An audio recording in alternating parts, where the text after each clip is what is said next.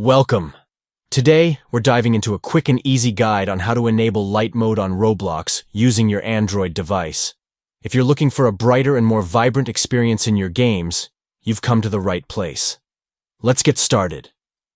First, open the Roblox app on your Android device. Once you're in, you'll notice the home screen filled with all your favorite games and activities.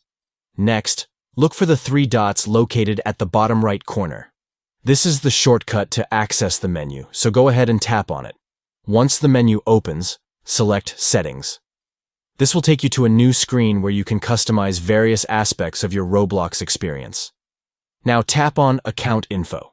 Here, you'll find more settings related to your account and preferences. Scroll down a little until you reach the Theme section. This is where the magic happens.